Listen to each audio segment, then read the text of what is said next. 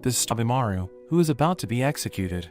The executioner readies his sword, striking his neck repeatedly, but the sword ends up breaking, surprising the officials. He returns to his prison cell, where we learn that Gabimaru was trained as a shinobi since he was a child, and has developed a superhuman body because of his training.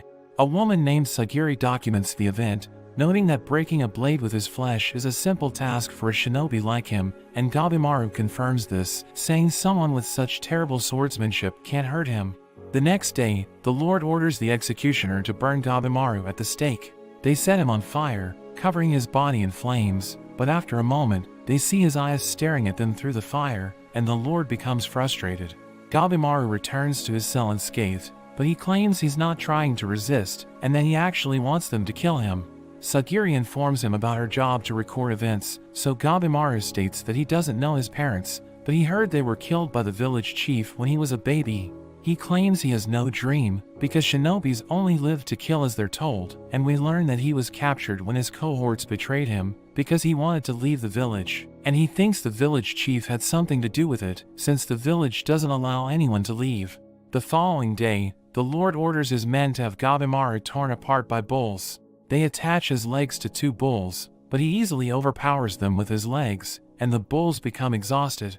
Sagiri goes to him, saying he appears to be resisting the execution, and asking him why he wanted to leave the village. Gabimaru claims he was the best in his village, receiving the chief's recognition, and he even married his daughter. However, he says he got fed up with his wife's naive behavior, so he told the chief that he wanted to leave the village, which is how he ended up in this situation. That evening, one of the observers warns Sagiri about Gabimaru, saying he's a hollow man who killed 20 people before he was arrested. But Sagiri wonders why a hollow man would fight so hard to the point he killed 20 men. In his prison cell, we learn that Gabimaru has actually been resisting the executions, but he decides to end it all tomorrow. During his next execution, he is boiled in hot oil, but he somehow survives it. He thinks he should have no lingering attachments, so he wonders why he can't die. The Lord is freaked out, just wanting things to be over with, but Sagiri informs him that arrangements have been made. They escort Gabimaru through a tunnel, and the Lord laughs, thinking Gabimaru is about to die. He is led to a room, where he sees Sagiri waiting for him. The Lord reveals that she is a sword tester and executioner from the Yamada clan, claiming she will be able to behead him with a single blow. Gabimaru imagines her cutting his head off, as he realizes she is the real deal. He breaks his restraints, and Sagiri tries to take him out, but he dodges the attack. Gabimaru is shocked to learn his neck has been cut, and Sagiri continues to attack him as he evades. Sagiri says she can tell that he lied about his wife, and that he actually loves her, which is why he won't let himself be killed. Gabimaru realizes this as well, thinking back to how his time with his wife made him softer. He grabs onto a sword, using it to fight Sagiri, who asks him why he has been lying to himself. He says she knows nothing about the world he lives in, claiming he is hollow. In a flashback, his wife tells him he's not hollow, as she hugs him, calling him a kind person since he is the only one who wasn't repulsed by her face. We learn that in their village, men are treated as soldiers while women are just there to bear children. The village chief wanted his daughter to remember this, so he burned her face to make her stop trying to live like an ordinary woman, but she tells him that people's hearts don't die so easily, as she kisses him. He wanted to stop being a shinobi, and live a quiet life with his wife, so he tells the chief about this, which is the real reason why he got betrayed. Back in the present, Gabimaru fights on, gaining momentum as Sagiri struggles to block his attacks. He claims he can never live like a human no matter how hard he tries, but Sagiri tells him he can, showing him a pardon that would dismiss all his crimes, and grant him the shogun's protection, but under the condition that he goes to the underworld. This makes Gabimaru confused, so Sagiri tells him about a beautiful land called Shinsenkyo, which has recently been discovered. It is said that the immortality-granting elixir of life can be found on that land, so the shogun sent a search party to find the elixir, but one evening, a boat returned full of flowers. But when further examined, there is a body among the flowers. The shogun learns about this, so he orders his men to gather criminals, seeing them as expendable, to send them to the island to bring back the elixir of life, and pardon them if they are successful. Sagiri reveals she is there to look for potential candidates, seeing Gabimaru as a good fit. She tells Gabimaru his wife is waiting for him in the village, and the only way for him to reunite with her is to join the expedition. The Lord still wants Gabimaru dead, ordering his men to attack, but Gabimaru uses his ninjutsu, unleashing fire from his body, allowing him to defeat all the guards in the room. The Lord falls to his knees, as Gabimaru agrees to join the expedition, determined to make it back alive. In a flashback, Sagiri witnesses her father performing an execution, which was so perfectly carried out that the man didn't even realize he'd been beheaded. Sagiri made it her goal to replicate his move, and when it came time for her to perform executions, she managed to do it well, but she imagines the people she killed haunting her. A man named Aizen observes that there is doubt and fear in her swordsmanship, which makes people die painful deaths. He tells Sagiri to look at the reflection on her sword, as he states that the truth is reflected in the blade. Back in the present, Sagiri puts a blindfold on Gabimaru, and she makes him join the other criminals, as they are informed the shogun is sitting before them. They are all given orders to travel to Shinsenkyo and return with the elixir of life, saying the successful criminal will be pardoned. This makes the atmosphere change, as the criminals realize they can earn their freedom. The speaker describes the island, but the criminals interrupt him, saying it sounds like a fairy tale. The criminals are ordered to remove their masks, and they see a man with flowers coming out of his body. We learn that the man returned alive from the expedition, but he had lumps all over his body, and they started blooming the next day. The criminals begin to have doubts, not wanting to risk their lives in the expedition, but an official reminds them they have all been sentenced to death, so going to the island is considered a generous offer. A criminal named Narugai notices that they don't know anything about the island, wondering if the elixir is even there. An official tells them they are free to drop out, so one of the men tries to leave, but he is immediately executed. The official reveals that they will have the Amada clan serve as monitors while on the island, so if they try anything funny, they will be killed on the spot. He warns the criminals not to try anything, and he adds that if their monitors die for whatever reason, they will be executed. The shogun whispers something to an official's ear, and the official tells them that their numbers need to be reduced before going to the island, because they don't have the resources to accommodate all of them. The criminals are confused, but a man named Chobe calls them idiots as he chokes another criminal to death. He points out that the officials are doing nothing, so he concludes that the officials want them to kill each other. The official confirms this, so they start killing each other, as the shogun watches on with excitement, but the official thinks this is just pointless violence. The shogun asks about the criminals with the most exceptional skills, and the official tells him about them, saying the most notable among them is Gabimaru. They observe Gabimaru, but he doesn't appear to be moving, as no one is even attacking him. Aizen notices how the violence is making Sagiri overwhelmed, telling her it will be even more brutal on the island, so he questions her capabilities, thinking she isn't suited for the job. Aizen tells her she should just live quietly in her mansion, and Sagiri tells him that she would have if she could. In a flashback, we see Sagiri running away from some bullies, as they make fun of her family for making a living through people's deaths. One day, she picks up a sword, and she sees the reflection on the sword, allowing her to see the spirits haunting it.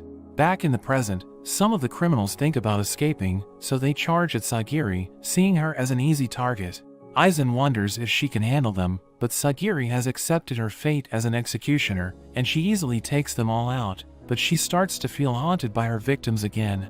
But the spirits disappear, as Gabimaru says that killing people is never okay. Gabimaru asks if there is another way to choose who's going on the expedition, because not everyone wants to kill people. An official threatens him, telling him to watch his tongue, as he orders a criminal to attack him. The man lifts a stone and throws it at him, but Gabimaru easily dodges it. Gabimaru wants to talk it out, but the criminal refuses, leaving him with no choice but to kill the man, because he needs to survive. He approaches the man, saying he's about to be burdened, as he starts taking out the other criminals with such brutality that even the shogun is unsettled. Sagiri looks at his reflection through her sword, and she sees countless souls around him, but they don't seem to disturb him. This makes Sagiri realize that what she needs is not to get rid of her fear and doubt, but the strength to take on the burdens of the lives she took. The officials stop them, telling them they will be joining the expedition, and we learn that the 10 criminals who will be joining the expedition are the same criminals who have exceptional skills.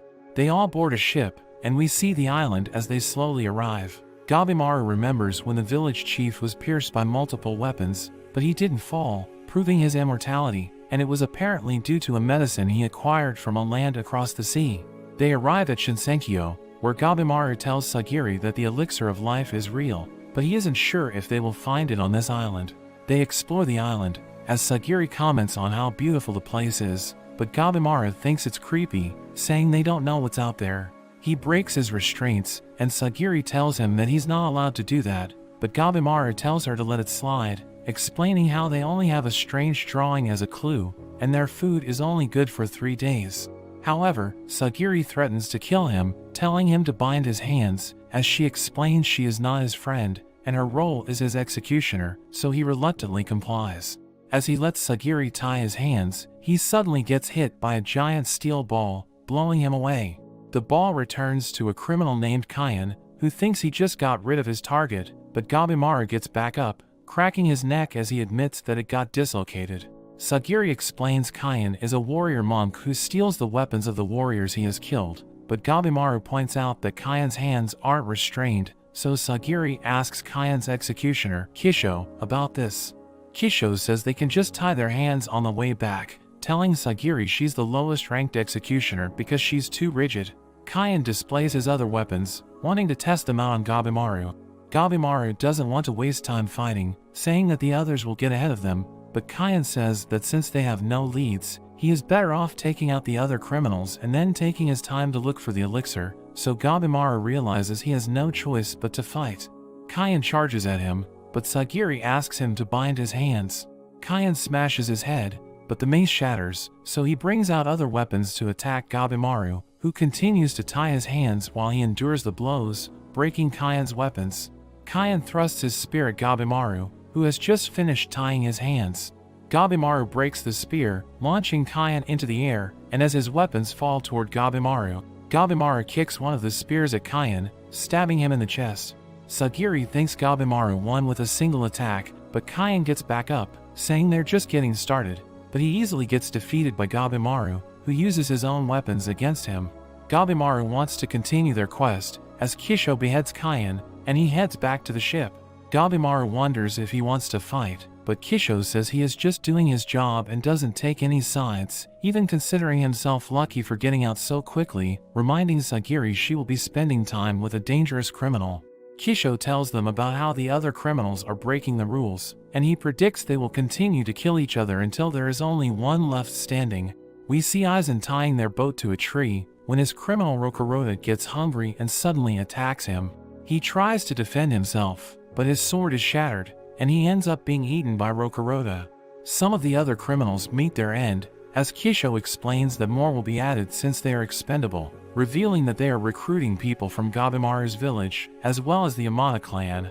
As he leaves, Kisho warns Sagiri not to let her guard down, and she starts to wonder about Gabimaru's true character. At that moment, Gabimaru suddenly attacks her, but she manages to push him back. Gabimaru recalls when the chief killed his parents, it was because they wanted to leave the village. The chief taught Gabimaru that emotions make a person weak, and he won't be able to protect anything unless he is strong. He exchanges blows with Sagiri as he thinks about this, and Sagiri informs him that killing her is against the rules, but Gabimaru says he needs to find the elixir before the other shinobis from his village arrive, seeing her as a hindrance. He continues to attack Sagiri, who thinks he should be executed immediately, but she finds herself hesitating, and we learn that Gabimaru has the same problem, not knowing why he can't bring himself to kill her. Gabimaru remembers how his wife told him to follow his emotions, and we learn that he has been experiencing emotions since he met his wife, which got in the way during his missions. Gabimaru sees an opening, but he stops as he is about to deal the finishing blow, so he gets pushed back. He sees this as a weakness, thinking he won't be able to survive, so he continues his assault, as he thinks about the chief's advice, making him hollow again. He breaks Sagiri's sword, and he is about to cut her down, but she uses her sheath to defend herself. Gabimaru eventually comes out on top, ready to deal the finishing blow, but he struggles to finish her off, admitting he still has emotions left, and he starts crying, thinking he has become weak. Sagiri tells him it's not weakness, but the seed of strength, as she believes that not fleeing from his emotions is strength. She decides to overlook his behavior, wanting to see him face his emotions and reclaim his life, as she tells him he is no longer his old self. Meanwhile, the criminal Tamiya realizes his hand has been stung by a butterfly, and he recalls what happened to the man who returned from the expedition, so he quickly slices his hand off and kills the insect. His executioner Fuchi is confused by this, but Tamiya shows him the human-faced butterfly, saying that it's not from their world. At that moment, his severed hand transforms into flowers, and more creatures appear around them, including a giant abomination. Meanwhile, Gabimaru and Sagiri are also surrounded, with a fish monster standing before them, so he tells her to stand back, preparing to take it on.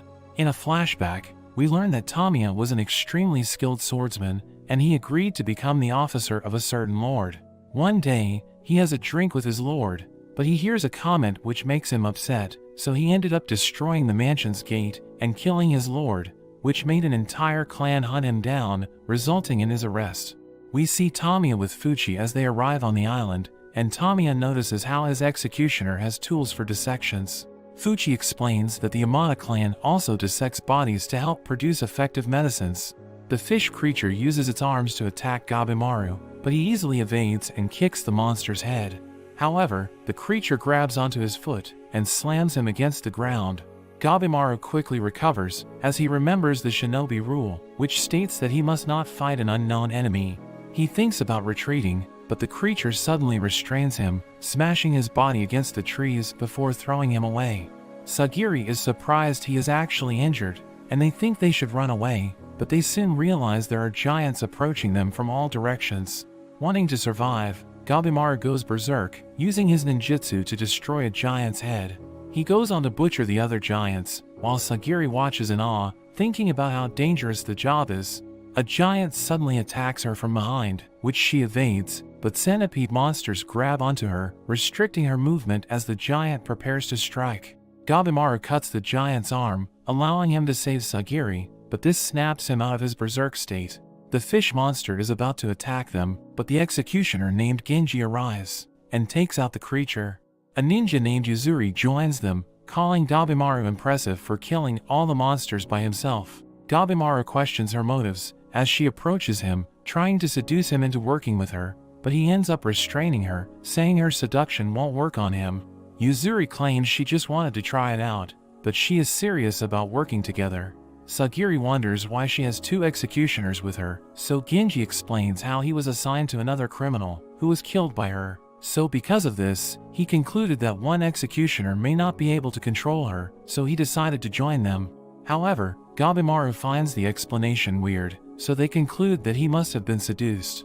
The other executioner introduces himself as Senta, and Yuzuri tells them about the creatures in the area, saying finding the elixir is important, but they can't charge in without a plan.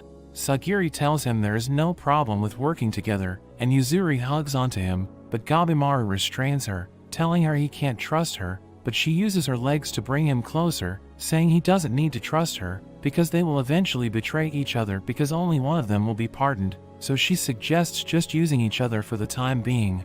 Gabimaru backs off, as he wonders how she can help him, and Yuzuri reveals she has plenty of information, telling them that the real danger on the island is the human-faced butterfly, which has hallucinogens and poison. She reveals how she got the information, saying she tested the bugs out on another criminal, who she ended up killing. Senta tells them about the items the monsters are wearing, mentioning that they have Buddhist designs, which he finds strange. Yuzuri tells them there is still much they don't know, so they should work together to learn more. Gabimaru says he wants information, but he only agrees to fight together, not wanting to cooperate with her fully. Sagiri watches them as they interact, thinking about what she has done since arriving on the island, but she suddenly collapses. In a flashback, we see a man named Toma, who is about to become an executioner, and Aizen tells him he should take the final step by killing a criminal, thinking about which execution would be suitable. Toma says he has a request, and he goes to his brother Chobei, telling him he knows how to make the magistrate's men stop pursuing them. Back in the present, the brothers are surprised to see three giant creatures standing before them. Chobei immediately attacks them, as Toma reveals that his brother's strength is to quickly understand situations. We learn that the brothers lived in poverty after their parents died, and they were taken by bandits. While with the bandits, Chobei somehow controlled the situation, and he eventually became the bandit king.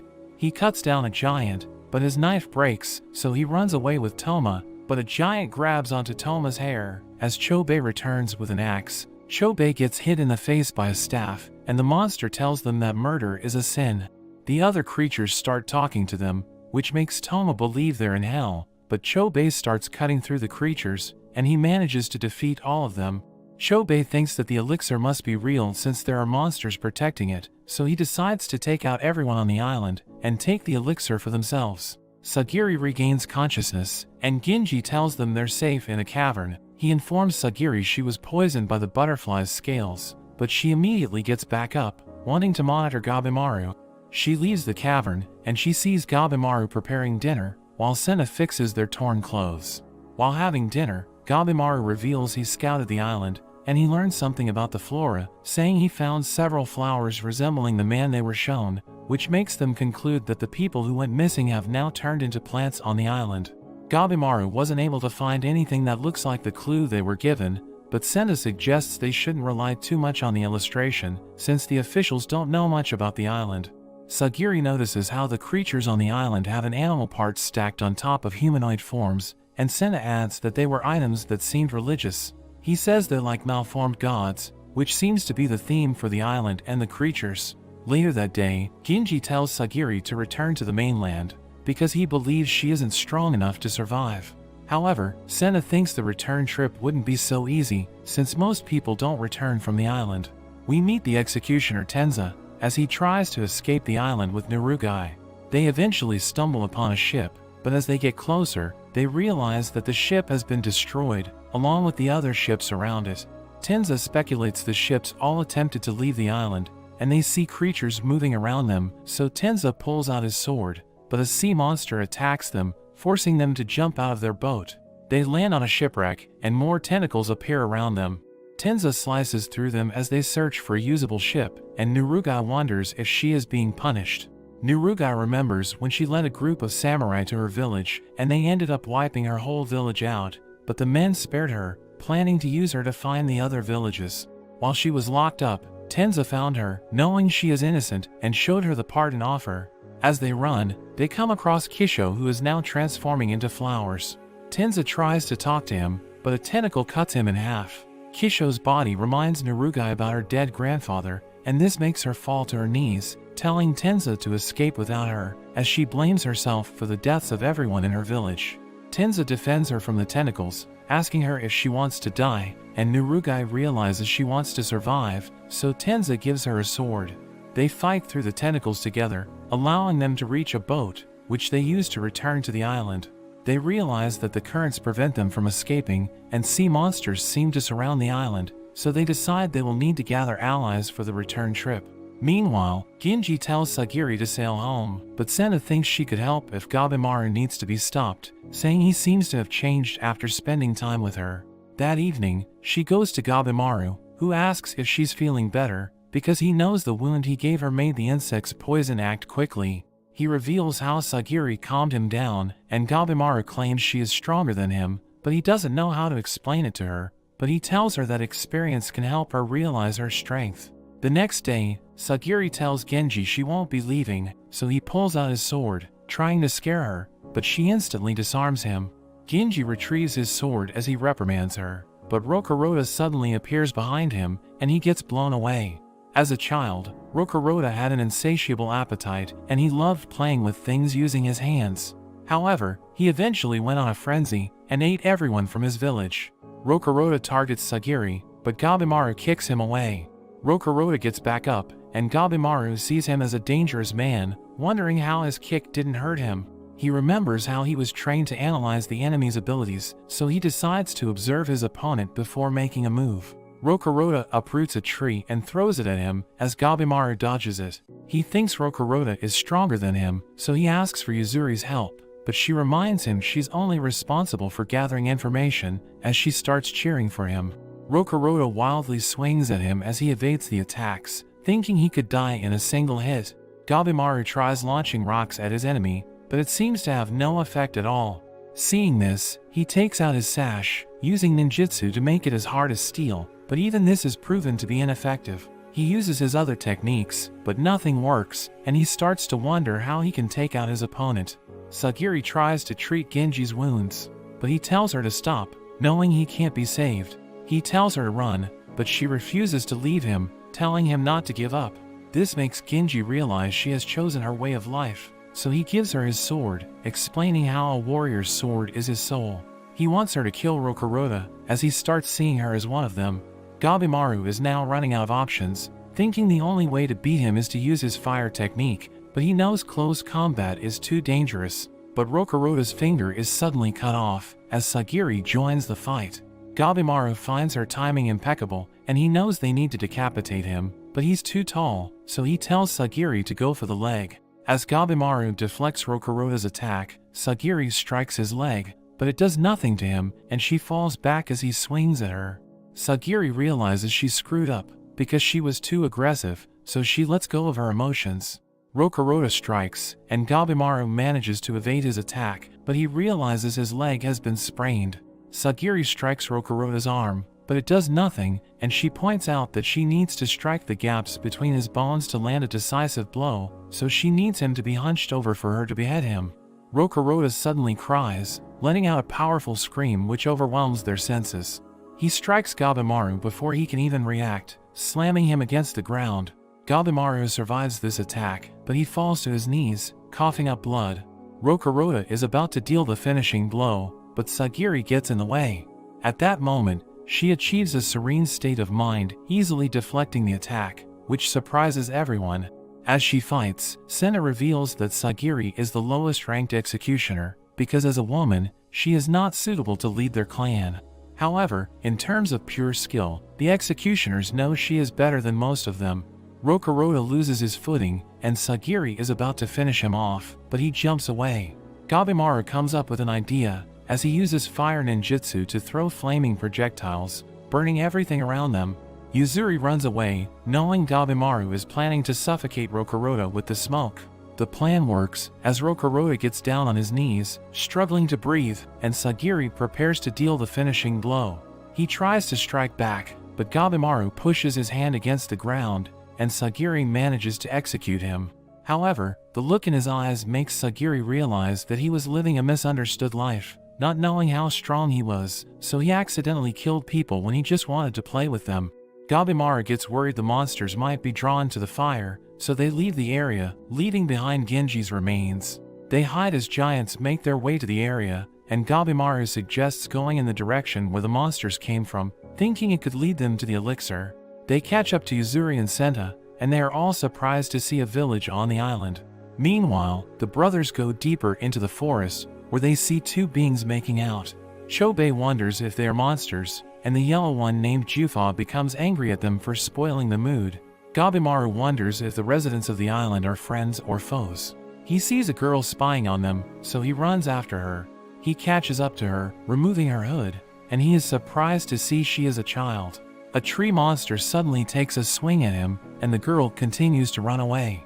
Gabimaru chases after her, thinking she knows something about the island. He dodges the tree's attack and kicks it away, while Sagiri rushes after him, leaving their companions to deal with the creature. Yuzuri removes Senna's glasses, saying she doesn't want him to see her techniques, as she drinks from a cup, causing strange liquid to come out of her body. Gabimaru catches up to the girl, grabbing onto her hand, but the girl throws him to the ground, which surprises him, because a child shouldn't be able to perform such a move on him. Sagiri runs after the girl, telling her they just want to talk, and this causes her to stop, letting Sagiri catch up to her. The girl suddenly tries to punch her, but Gabimaru blocks the attack. He notes that the girl's strength is on another level, as the blow causes him to take a few steps back. Gabimaru tells her he's in a desperate situation, as he grabs onto some vines, wrapping them around the girl and suspending her in midair. The girl starts crying, so they release her, and Sagiri calms her down. Yuzuri joins them, telling them she worked hard to defeat the creature. They gather around to discuss what to do next, when the tree creature tells them to return the girl, as it offers to take them to the village and tell them about the elixir. Yuzuri doesn't trust the creature, but it mentions they have a bath in their village, which instantly makes her change her mind. The creature takes them to the village, which looks like a ghost town, and it tells them it wasn't like this 1,000 years ago. It takes them to its house, where Yuzuri takes a bath with Sagiri, while the monster gives the men some food. Gabimaru is suspicious, asking the monster about the island and the elixir. They gather around the food, as the creature reveals that the island is called Kotaku, and it's an island where gods reside. The monster confirms that the elixir exists, telling them about the legend where it is known as Tan. Gabimaru asks about its location, so the monster draws 3 circles on the floor, saying they are now in the 2nd circle, and the elixir is somewhere at the center of the island, which is known as Horahai. Gabimaru asks for proof that the elixir exists, and the creature tells them they won't doubt his story once they meet the Tensen, which are beautiful and immortal creatures. We see Chobei after he has cut Jufa in half, but the body regenerates, and he is as good as new. The tree claims that the Tensen are completely on another level, explaining it has no reason to lie, because they are all going to end up killed by the Tensen. The brothers are defeated by Jufa, and they are thrown into a pit, which is filled with humans that have transformed into flowers. Toma helps his brother as he regains consciousness, and the tree reveals how the lives of those transformed into flowers become the source of Tan, and the people feel eternal bliss. It introduces itself as Hako, and the girl is Mei, and reveals they have been living on the island for centuries. After that, Gabimaru and Sagiri go to the bathroom, where they run into Mei. She cries at first, but Gabimaru says everyone just shares the bath in his village. Sagiri notices a huge scar on Mei's body, and Gabimaru remembers how his wife told him about the importance of getting proper rest, as she helped him take a bath. He tells Mei not to be ashamed of her scars, because the most beautiful woman he knows has a large scar, saying appearances don't matter, and Sagiri is surprised hearing this. As they walk away, Gabimaru remembers his priorities, thinking he doesn't have time to sit around chatting. In a flashback, we see that Tenza was raised in the slums, and his parents never fed him well, so he had no choice but to steal from other people to survive. One day, he bumps into a group of swordsmen who look down at him, so he ends up beating them up, but they are saved when an executioner named Shion interferes. Back in the present, Tenza walks around the shore with Narugai when a Tensen named Zujin suddenly approaches them. It transforms into a man and asks them about all the dead monsters, wondering if they are the ones responsible. They try to run away, but Zujin immediately catches up to them, blasting Tenza away with a pulse of energy. Narugai quickly backs away, making her way to the downed Tenza. As Zujin walks to her, Tenza suddenly slashes his eyes, but it instantly regenerates. Tenza tells Narugai they're going to escape, as he unleashes a combo, slicing Zujin into pieces, before giving the signal to run. As they run, Zujin blocks their path as he regenerates, but Shion suddenly throws his sword at Zujin, giving the duo time to escape. We learn that although Shion is blind, he can see through his other senses. They are able to get away, and we learn that Shion is Tenza's master. Shion says he was about to go home, but he couldn't find a current that leads out of the island. He says he eventually found a current that leads out, but he sensed a presence like nothing he had ever experienced before. Knowing there is only so much he can do alone, he decided to look for allies on the island, but he asks Tenza why he is helping Narugai, as he reveals how he executed the criminal that tried to seduce him. Tenza says Narugai is innocent, reminding Shion how he took him in, as he vouches for the girl. Shion decides to listen to him, and he decides to take them to the current that he found, but Zujin suddenly appears behind the duo. Shion dashes to save them, but his neck starts bleeding. Tenza tries to attack Zujin, unleashing a powerful flurry of slashes, but Zujin easily dodges it, and counters with a flick of his finger, creating 4 holes in Tenza's body. We see Tenza and Shion in another flashback, as Shion reveals how he likes to help people during his spare time, seeing potential in Tenza. He teaches Tenza how to wield a sword, telling him his sword skills will help him protect someone he cares about. Tenza thinks he has no potential, and he decides to quit, but Shion tells him he can only quit once he lands a hit on him. As he leaves the dojo, Tenza encounters Aizen, who wants to have a walk with him. Aizen takes him to the cemetery, where he shows Tenza the grave of Shion's former junior named Teshin. He lacked motivation like Tenza, and decided to leave the dojo, but he lived a life of crime because he struggled to feed himself, and in the end, Shion had to execute him, but this made him even more passionate about helping others and becoming a mentor. Aizen tells Tenza to land a blow on Shion, so he asks Shion to spar with him, and even though he keeps on losing, he refuses to give up. He eventually hits Shion, but he has already changed his mind, wanting to stay at the dojo with his master. Tenza knows he is about to die, but he has finally found something he wants to protect, so he gets back up and starts pounding Zujin with his fists. He tries to do everything he can to help his companions escape, but Zujin unleashes another energy blast, blowing a hole in his stomach. He tries to tell his companions to escape, but he can't because his throat has been damaged. Shion seems to understand what he's saying, and he runs away with Narugai. Tenza continues to attack Zujin, and he fights to his last breath, giving the others time to escape. They mourn the death of Tenza, and Shion swears he will get revenge for him. Back at the village, Senda can't seem to make sense of the information they've gathered so far, and Sagiri tells him to take a break, but he refuses. That evening, Gabimaru remembers how it would be dangerous to act without a plan, because there are still too many mysteries they need to solve. But while Senda sleeps during his watch duty, Gabimaru leaves, trying to reach Horai. He eventually stops as he hears weird voices, and he reaches an area full of strange trees, which appear to be praying.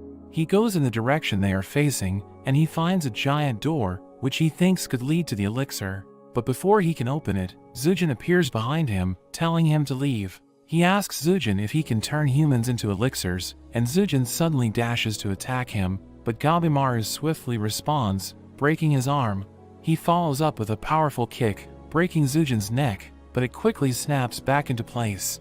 Gabimaru dodges Zujin's attacks, and counters with a spinning kick, using his fire technique to light his head on fire.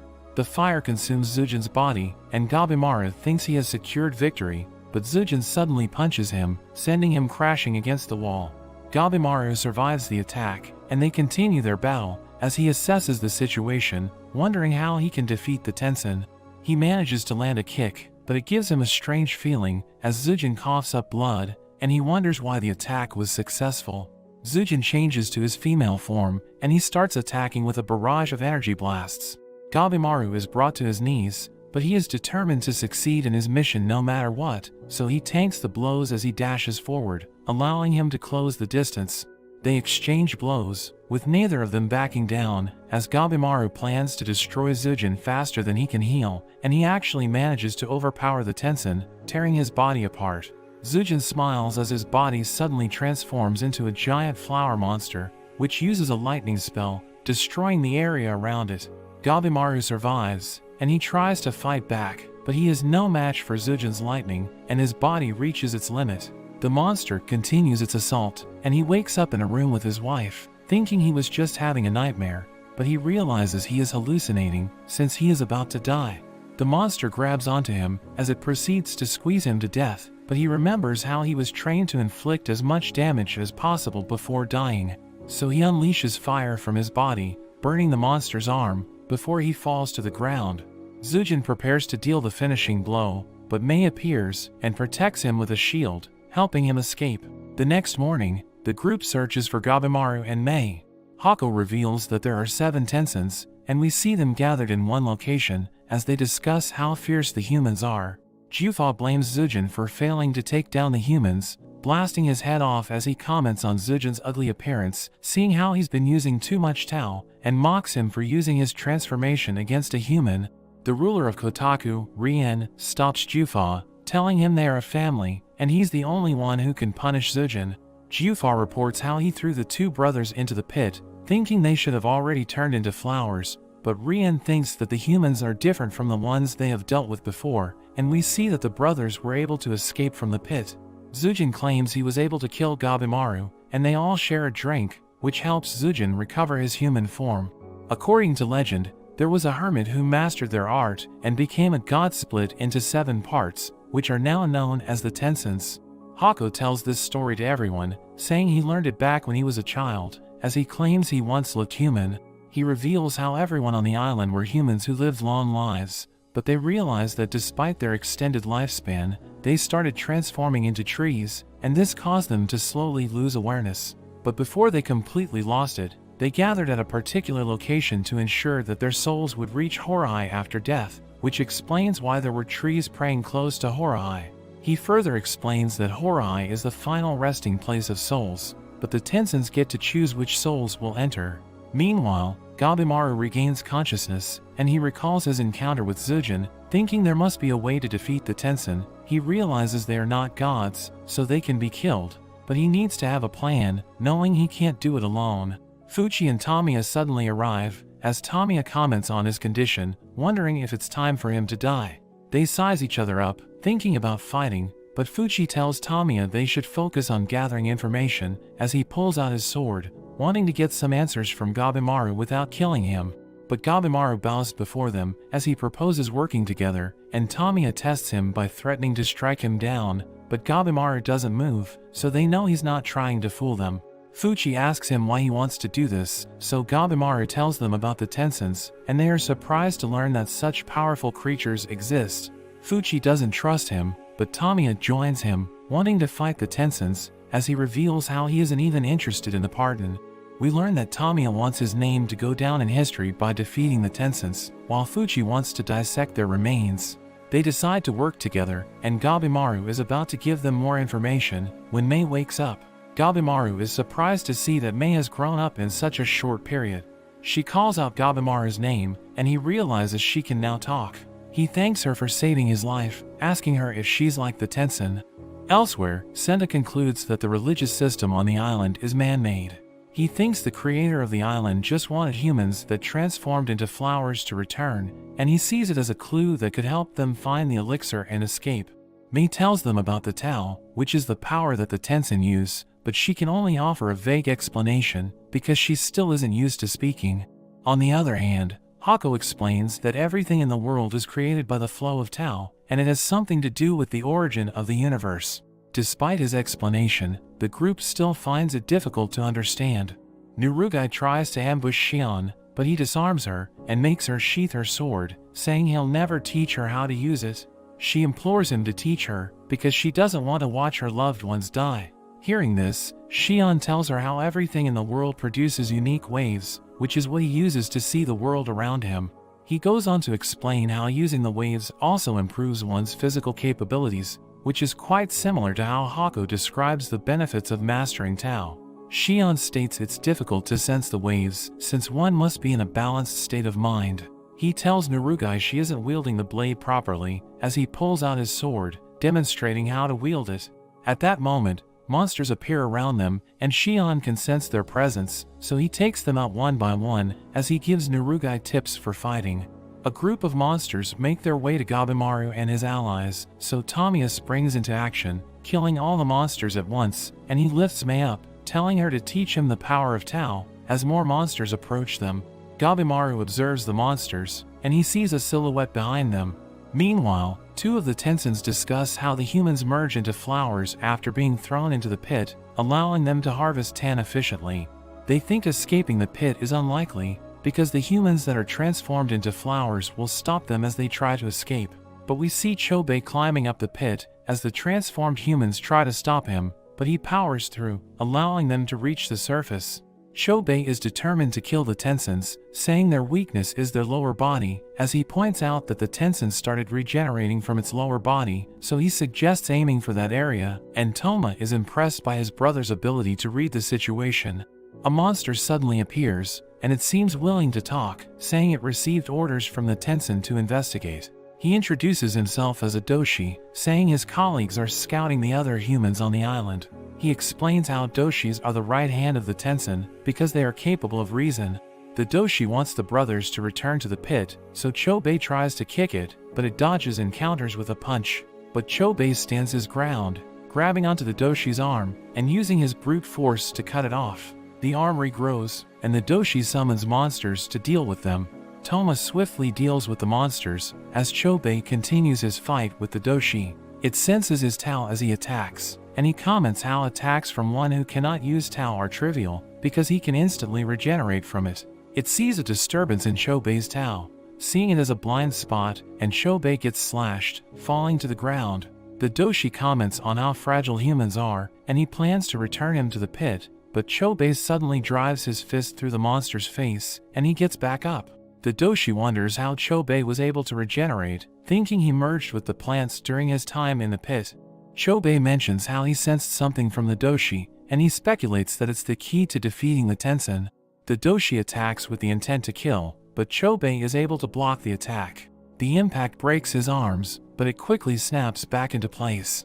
They continue to exchange blows, and Chobei manages to push the monster back, as it notes that his Tao is continuously growing. Chobei doesn't know what's happening to him, and the monster suggests he is transforming into something that isn't human, but he isn't bothered, saying nothing in the world remains the same. We learn that when the brothers were taken by the bandits, they weren't convinced that the boys could join them because of their privileged upbringing, but Chobei cut his eye to persuade them, and this is how he was accepted into their group. Chobei charges at the doshi as he endures the energy blasts, and he manages to land a hit on its navel, which makes it cough up blood, confirming that the navel is its weak point. The doshi jumps back, launching an energy blast, but Chobei manages to dodge it. He mentions how he can now see the energy around its body, and this scares the doshi, calling on the monsters to help him, but Toma has already defeated them. The monster gathers Tao energy using his hand, but Chobei stomps on it, and he replicates the technique, using it to punch a hole into the doshi's stomach. He senses the doshi's Tao, and he realizes it's on the brink of death, so he starts asking questions about the Tensen. At that moment, Toma becomes worried, as he notices marks on Chobei's body, which look like vines, and they appear to be growing. We learn that the scar on Mei's body is similar. Tamiya tries to learn Tao while fighting, asking for Mei's advice, but she tells him he's doing it wrong. They observe Gabimaru as he fights, but Mei notes that he also doesn't get it. Fuchi sees Mei as a mystery, wondering who she is, as Gabimaru recalls how the girl used her power to save him, so he concludes she isn't a normal human. The doshi leading the pack recognizes Mei, so he attacks Tamiya, who manages to block, but he isn't able to stop the monster from taking Mei. The doshi says he has been looking for her, revealing how she was banished from the palace, and she disappeared from Horai. They were forbidden from searching for her, but the monster is happy to stumble upon her. Gabimaru asks what's going on, and the doshi says she doesn't belong with the humans, as he reveals she feeds off of humans just like the Tensen. The monster implores Mei to return to Horai, but Mei looks at Gabimaru with a sad look on her face, so he goes to her, saying he doesn't want her to cry. The doshi's colleague appears, and together, they summon centipedes and butterflies to their side. Tamiya tries to attack, but he is immediately stopped by a Tao attack, and the doshi proceeds to assault them, but they all get pushed back. Gabimaru wonders why they want Mei, so the doshi explains how she helps them with their Tao training. They reveal there are 5 steps to mastering Tao, and the most important one requires a partner, since it requires the participants to make love. The doshi explains how all things possess yin and yang energies, and both energies circulate when a male and female join together. The doshi want her because she possesses the highest quality of yin energy, which can be made to circulate with their yang energy. They also reveal that Mei has the same origins as the Tensen, but she is inferior because, unlike them, she only possesses yin energy, which is the same reason why she was banished from the palace, leaving her as a training partner for the doshis. They ask Mei to return, but Gabimaru becomes enraged hearing this, refusing to let them have her. The doshis transform themselves, similar to how Zujin transformed himself into a flower monster. Tamiya struggles against the butterfly monster, while Gabimaru uses his fire technique to destroy his opponent's arm. The monster fires a barrage of Tao attacks, which Gabimaru dodges even though he can't see. The 2 warriors fall back as the butterflies pursue them, but Gabimaru uses a fire-breathing technique to create a firewall. Gabimaru notes how he can now sense Tao vaguely, but he wants to detect it more precisely. At that moment, Fuchi tells them he has deciphered Mei's words, saying their minds must be both strong and weak to see Tao. Mei touches Gabimaru's hands, helping him sense his own Tao, as Fuchi goes on to explain that Tao requires a specific state of mind, and he tells Gabimaru to weaken his mind. This confuses him at first, but he remembers the moment he shared with Sagiri, and he begins to grasp the concept. He prepares to face the monsters, as Mei comments that Gabimaru's Tao is enormous. The doshi attacks him with Tao blasts, but he clearly sees it approaching, dodging all the attacks, and he dashes toward the monster. As Gabimaru closes the distance, the doshi tries to punch him, but he evades, as he notes that he can now predict attacks from sensing the movement of one's Tao. The monster follows up, but Gabimaru touches its fist, causing its arm to break, and he lands a kick on both of the monsters. Tamiya doesn't want to be upstaged, so he charges at the centipede monster, slashing it in half while Gabimaru burns the butterfly doshi. Meanwhile, the others are able to open the giant door, allowing them to enter Horai, but a Tensen named Mudan suddenly decapitates Hako. The Tenzin tells them they are the first humans to reach that place, and Yuzuri becomes scared, so she starts running away, but Mudon instantly grabs onto her, saying he just wants to talk. Hako tells them Mudon is a Tenzin, and he reveals he has accelerated Hako's transformation so he will soon lose his awareness. Hako wants his soul to be invited into Horai, but Mudon tells him their religion was a lie invented to maintain order on the island. He adds that the island is a place for conducting human experiments, as he shows them the Kyoshi, which are creatures he made using humans.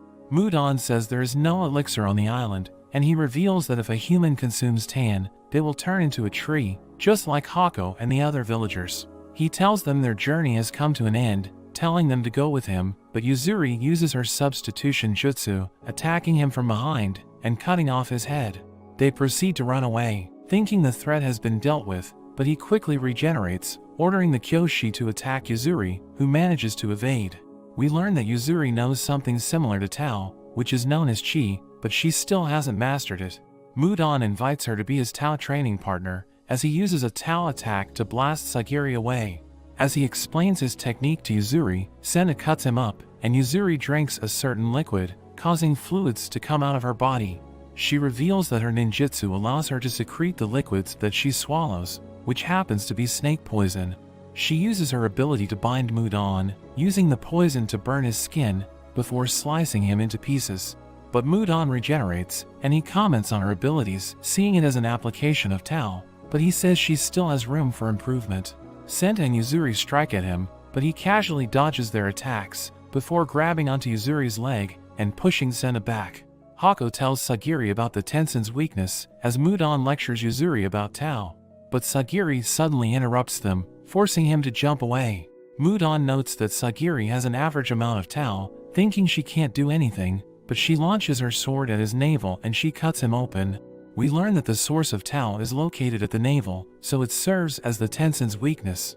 However, Mudon is unaffected, saying Sagiri hasn't mastered Tao, but Sagiri remains calm, and she suddenly exudes Tao energy as she launches a slash which scratches Mudon's face. The wound doesn't regenerate, and we learn that Sagiri has been able to sense Tao all along. Mudon prepares to strike Sagiri, but Yuzuri restrains him, and Sagiri prepares to cut him down. He blows Sagiri away, ordering the Kyoshi to deal with Yuzuri, but Senna makes quick work of them. Sagiri continues to pursue Mudon, but he keeps dodging, so her allies cut off his limbs, giving her an opening. However, Mudon takes to the skies, and he bombs them with Tao attacks. As Sagiri takes cover, she realizes her body is reaching its limit, but Yuzuri tells her not to give up, saying she can kill the Tenzin. Yuzuri wraps snake poison around Mudon's leg, but he bombs her with Tao attacks, which she endures, before slamming him into the ground. Mudon gets back up, but Senna stabs him from behind, restricting his movements, as Sagiri goes in for the kill. She slices through his navel, making him fall to the ground. Mudon is defeated, but Sagiri despairs, knowing the elixir doesn't exist. In a flashback, we learn that Senta never wanted to be an executioner, but his family forced him into it. He studied religion to rationalize killing people, which he was praised for, allowing him to rank up. But since meeting Yuzuri, he became jealous of how free she is, and he started to admire her. Back in the present, Gabimaru stands above the remains of the Doshi, thinking he still needs to master the use of Tao. He asks Mei why she followed him, but blood suddenly oozes from his nose as he collapses. Yuzuri notices a number of strange flowers in their area. As she points them out, they suddenly attack her, but Senna shields her, and he starts dreaming about drawing paintings of Yuzuri as he enters eternal bliss. The attack instantly transforms him into flowers, and a huge flower monster appears before them, and Mudon is revealed to be still alive, and he undergoes his transformation. Mudon attacks them with his flowers, but Shion arrives and saves them just in time. He tells Narugai to help them get away, while he prepares to fight against Mudon, recognizing him as a Tenzin. He seems to have figured out Tao by sensing the waves of a creature, and he thinks he can kill Mudon by directly cutting his wave. Narugai cuts the roots of the flowers, transforming Senta, and it seems to be able to slow his transformation. Sagiri wonders what they can do for him, and Yuzuri decides to try and heal him. Meanwhile, Shion fights against Mudon, and he even manages to knock him back. Yuzuri is surprised he is so strong, and Sagiri can see that Mudan isn't able to heal from Shion's attacks. But Shion took some damage in the exchange, and flowers start to grow on his body. He instantly cuts all of the flowers off, but Sagiri thinks he is losing too much blood. Sagiri wants to help him, so Nurugai suggests they all attack together, but Yuzuri claims she is all out of energy. Nurugai suddenly hugs her, and she hugs Sagiri as well, and they wonder what she is doing. Nurugai says she used to do it to her grandfather to energize him, and she tried it on Shion as well, which seemed to help him recover. Sagiri thinks it has something to do with Tao, but they quickly go to help Shion.